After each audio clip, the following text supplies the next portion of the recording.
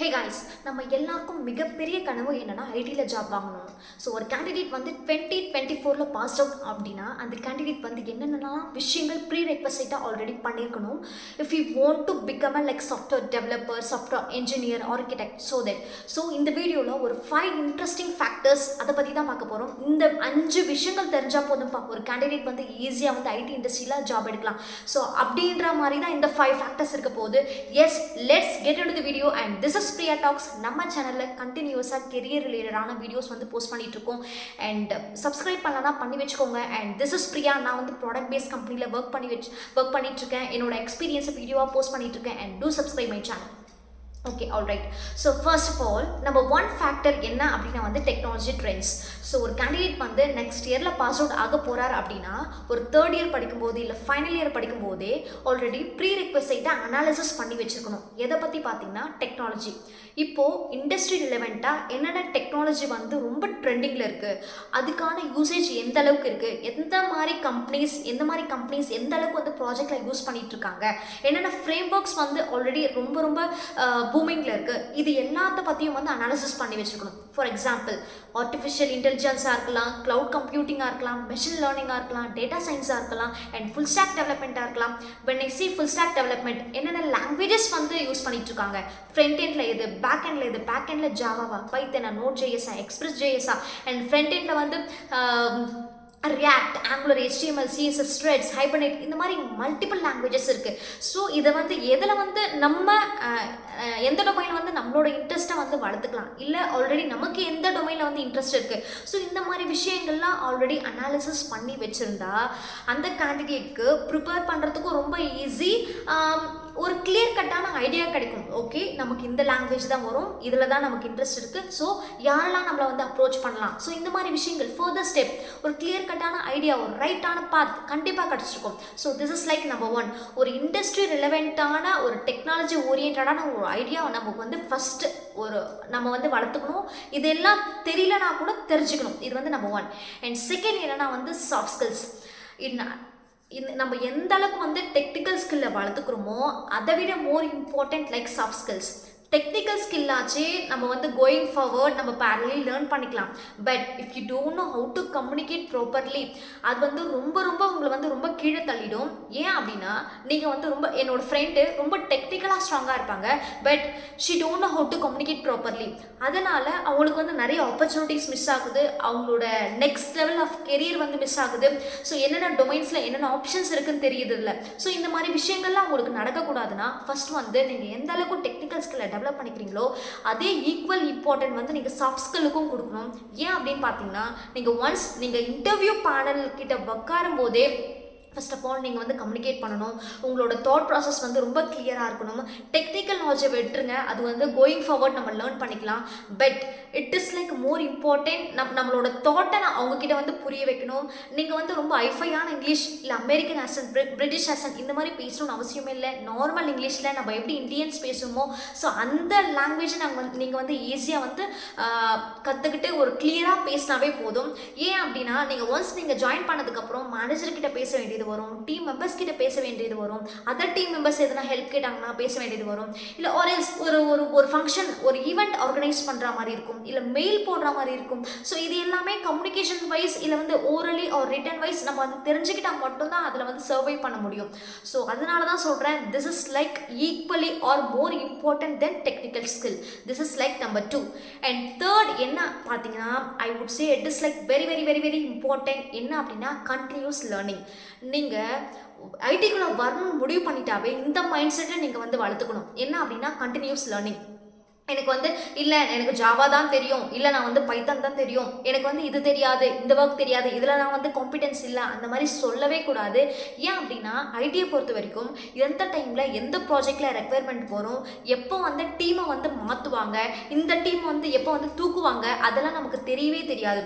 இது வந்து எனக்குமே நடந்திருக்கு. நான் வந்து ஜாவாவில் ஒர்க் பண்ணிட்டுருக்கேன், பட் சடனாக வந்து மேனேஜர் கால் பண்ணி இல்லை நீங்கள் வந்து வேறு டீமுக்கு மூவ் ஆகுறீங்க. அப்போ அந்த வேறு டீமில் என்னென்ன லாங்குவேஜ் கற்றுக்குறாங்கன்னா எனக்கு தெரியாத ஒரு லாங்குவேஜ் அவங்க யூஸ் பண்ணும்போது நான் வந்து அப்போ வந்து சொல்ல முடியாதுல்ல, நான் வந்து இந்த லாங்குவேஜில் அந்த அளவுக்கு எனக்கு வந்து காம்பிடென்ட் இல்லை அப்படின்னு சொல்ல முடியாது. ஸோ ஒரு கண்டினியூஸ் லேர்னிங் இருந்திருக்கணும். ஏன்னா பேரலி இல்லை வந்து நீங்கள் ஒன்ஸ் நீங்கள் ஜாப் வாங்கினதுக்கப்புறம் நீங்கள் வந்து ஜாப் வாங்கும்போது ஒரு பேக் அண்ட் டெவலப்பராக இருப்பீங்க. அதுக்கப்புறம் ஒரு ஃப்ரண்ட் எண்டில் இன்ட்ரெஸ்ட் இருக்கும். அப்போ கோயிங் ஃபார்வர்ட் நீங்கள் வந்து ரியாக்ட் இல்லை HTML CSS Bootstrap so அந்த மாதிரி ஒர்க் பண்ண வேண்டியதாக இருக்கும். அப்போ அதை கற்றுக்கினா மட்டும்தான் உங்களால் வந்து ஐடி இண்டஸ்ட்ரியில் சர்வை பண்ண முடியும். நீங்கள் வந்து ஆன் டைமில் டெலிவரி கொடுக்க முடியும். ஸோ அந்த மைண்ட் செட் வந்து உங்களுக்கு இருக்கணும்.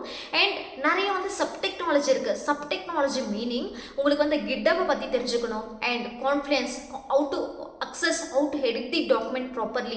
நம்ம என்ன தான் ஒர்க் பண்ணாலும் அந்த ஒர்க்கை நம்ம வந்து டாக்குமெண்ட் பண்ணி ஆகணும். என்ன தான் நம்ம டெவலப்மெண்ட்டில் ரொம்ப கிங்காக இருந்தாலும் அந்த டாக்குமெண்ட் பண்ண தெரியல, it's totally like waste. So GitHub knowledge, documentations, Excel sheet and PPT நம்ம பண்ண ஒர்க்கை ப்ரெசென்ட் பண்ணியிருக்கணும். ஸோ PPT இது எல்லாமே வந்து sub knowledge. So you have to learn parallelly according to your work, and these are all like very very very mandatory day to day life of your IT industry. So yes, I would say continuous learning is very very very important. This is like number 3. And number 4 என்னன்னா வந்து network எந்த அளவுக்கு இம்பார்ட்டண்ட்னா, let's say ஒரு ஃபேமிலியிலேருந்து அப்பா படிக்கல, தாத்தா படிக்கல, ஆனால் அந்த பர்டிகுலர் பையன் மட்டும்தான் ஒரு படிச்சிருக்கான், காலேஜ் முடிச்சிருக்கான் அப்படின்னா அந்த பையன் வந்து ஒரு ஐடி இண்டஸ்ட்ரிக்குள்ளே மூவ் ஆகுறான் அப்படின்னா, ஃபர்ஸ்ட் ஆஃப் ஆல் எனக்கு வந்து ஐடி இண்டஸ்ட்ரிக்குள்ளே எனக்கு இன்ட்ரெஸ்ட் இருக்குது, பட் யாரை போயிட்டு மீட் பண்ணணும், எப்படி அப்ரோச் பண்ணணும், எப்படி அப்ளை பண்ணணும், என்னென்ன டொமைன்ஸ் இருக்குது, என்னென்ன லாங்குவேஜஸ் இருக்குது, ஸோ அதெல்லாம் தெரியல அப்படின்னா நம்ம என்ன பண்ணணும், நெட்வொர்க்கை பில்ட் பண்ணணும். அந்த நெட்வொர்க்கை பில்ட் பண்ணுறதுக்கு என்ன வழினா LinkedIn. ஸோ எல்லாருக்கும் தெரிஞ்ச ஒரே விஷயம் வந்து LinkedIn. Go to your LinkedIn. உங்களோட ப்ரொஃபைலை எந்த அளவுக்கு ஆப்டிமைஸ் பண்ண முடியுமோன்னு பாருங்கள். நல்ல ஒரு டேஷ்போர்டை க்ரியேட் பண்ணுங்கள். நீங்கள் காலேஜில் என்ன மாதிரி ப்ராஜெக்ட்ஸ் பண்ணியிருக்கீங்க, நீங்கள் எந்த அளவுக்கு வந்து டே டு டே, அதாவது காலேஜ் முடிச்சதுக்கப்புறம் மினி ப்ராஜெக்ட்ஸ் எந்த மாதிரி பண்ணியிருக்கீங்க, இல்லை ஓனாக வெப்சைட் க்ரியேட் பண்ணியிருக்கீங்களா, ஸோ உங்களோட கிட்டப் லிங்கை வந்து அதை ஷேர் பண்ணுங்கள். சீக் கேளுங்க, ஒரு ஹெல்ப்பர் கேளுங்க, இல்லாட்டி ஒரு மென்டர்ஷிப் வாங்குங்க. உங்களுக்கு வந்து ஒரு பர்டிகுலர் டொமைனில் ஒரு இன்ட்ரெஸ்ட் இருக்குது, ஒரு UI/UX டிசைனில் ஒரு இன்ட்ரெஸ்ட் இருக்குன்னா அந்த பர்டிகுலர் பீப்புளை மட்டும் நீங்கள் அப்ரோச் பண்ணுங்கள். ஸோ இந்த மாதிரி விஷயங்கள் பண்ணுங்க. ஆட்டோமேட்டிக்காக நீங்கள் ஏதாச்சும் லேகிங்காக இருந்தாலோ இல்லாட்டி அவங்கக்கிட்ட வந்து உங்களுக்கான ஆப்பர்ச்சுனிட்டி இருந்தாலோ definitely like they are very ready to help you guys. Now only thing is you have to initiate, you have to push yourself. This is like number 4. So build your network. And number 5 enna appadina, the most important, problem solving skills. So problem solving ஸ்கில்லை நீங்கள் வளர்த்துக்கிட்டால் மட்டும்தான் ஐடியில் survive ஆக முடியும். ஏன்னா எந்த டைமில் என்ன மாதிரி இஷ்யூஸ் வரும் தெரியாது, என்ன மாதிரி ஒர்க் வரும் தெரியாது, என்ன மாதிரி ஃபீச்சர்ஸ் வரும் தெரியாது. அந்த சேலஞ்சை நீங்கள் வந்து ஈஸியாக டேக்கிள் பண்ணணும். ஃபார் எக்ஸாம்பிள், நீங்கள் வந்து ஒர்க் பண்ணியிருக்கீங்க, உங்களோட ப்ராஜெக்ட் வந்து லைவ்க்கு போயிடுச்சு. அந்த லைவ் போனதுக்கப்புறம் நிறைய இஷ்யூஸ் வரும் இல்லையா, அந்த இஷ்யூஸை ஜஸ்ட் அது கூட மட்டும் அனாலிசிஸ் பண்ணி ஃபிக்ஸ் பண்ண முடியாது. அந்த ப்ராப்ளம் ஹேண்டில் பண்ணும்போது இந்த ப்ராப்ளம் அதாவது சாலிட் பிரின்சிபல்ஸை பிரேக் பண்ணுதா, இல்லை வந்து இந்த ஃபீச்சர் வந்து நம்ம ஃபிக்ஸ் பண்ணும்போது ஃபர்தராக நம்ம ஃபீச்சர்ஸ் இம்ப்ளிமெண்ட் பண்ண முடியுமா, இல்லை அக்சஸ் பண்ணுறதுக்கான ரோல் ரெஸ்ட்ரிக்ஷன்ஸ் எதுனா இருக்கா, இல்லை ஆத்தரைசேஷன்ஸ் இருக்கா, இந்த மாதிரி மல்டிபிள் பாத்தில் மல்டிபிள் வழியில் நம்ம வந்து டிஸ்கஷன் பண்ணால் மட்டும்தான் அந்த இஷ்யூஸை வந்து சால்வ் பண்ண முடியும். ஸோ எல்லா விஷயத்தையும் திங்க் பண்ணணும். ஸோ இதுதான் வந்து ப்ராப்ளம் சால்விங் ஸ்கில். நான் வந்து DSC நான் டெய்லி போகிறேன், நான் லீட் கோட் ஓப்பன் பண்ணுறேன், ஒரு ப்ராப்ளமை சால்வ் பண்ணுறேன், அப்படி இல்லை, ஒரு வீடியோ பார்த்து ஒரு ப்ராப்ளமை சால்வ் பண்ணுறேன், டைம் காம்ப்ளெக்சிட்டி என்னன்னு தெரியும், ஸ்பேஸ் காம்ப்ளெக்சிட்டி என்னன்னு தெரியும். ஸோ அந்த மாதிரி இல்லாமல் ஃபஸ்ட்டு நான் என்ன சொல்வேன் அப்படின்னா, அவங்க ஒரு ப்ராப்ளம் எடுத்துக்கிட்டிங்கன்னா அவங்களோட மெத்தட், வே ஆஃப் அப்ரோச் வேறு மாதிரி இருக்கும். ஐ வுட் சஜஸ்ட் நீங்கள் ஃபஸ்ட்டு அந்த ப்ராப்ளமாக கரெக்டாக அண்டர்ஸ்டாண்ட் பண்ணிக்கோங்க. இந்த டைம் காம்ப்ளெக்சிட்டி, ஸ்பேஸ் காம்ப்ளெக்சிட்டி இது எல்லாமே விட்டுருங்க. அட்லாஸ்ட் நம்ம பார்த்துக்கலாம். அந்த ப்ராப்ளமை நீங்கள் வந்து எப்படி அப்ரோச் பண்ணுறீங்க, அது வந்து ரொம்ப என்ன சொல்கிறது, ரொம்ப ஒரு அட்வான்டேஜஸ் இருக்கலாம், இல்லை டிஸ்அட்வான்டேஜஸ் இருக்கலாம், இல்லை ப்ரூட் ஃபோர்ஸ் அப்ரோச் என்ன வேணால் இருக்கலாம், இல்லை வந்து நீங்கள் ஒரு சில கார்னர் கேஸை மிஸ் பண்ணிக்கலாம். First, what is your approach, have your thought process, how you are thinking about this problem.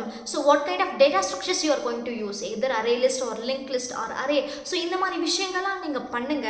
Next, while doing that problem, when you are struggling, then you can go watch whatever YouTube videos you want, or read some documents. இந்த மாதிரி விஷயங்கள்லாம் நீங்கள் பண்ணுங்கள். First வந்து நீங்கள் வந்து initiate பண்ணிக்கோங்க. இந்த 5 mandatory factors நீங்கள் மனசில் வச்சுக்கிட்டா டெஃபினட்டாக எந்த கேண்டிடேட் ஆனாலும் ஈஸியாக வந்து ஐடிக்குள்ளார நுழைய முடியும். Yes, this is all about this video guys. I hope this video going to be really helpful. So உங்களோட ஃப்ரெண்ட்ஸ்க்கு எல்லாருக்கும் ஷேர் பண்ணுங்கள். Thank you so much. I will meet you on the next video.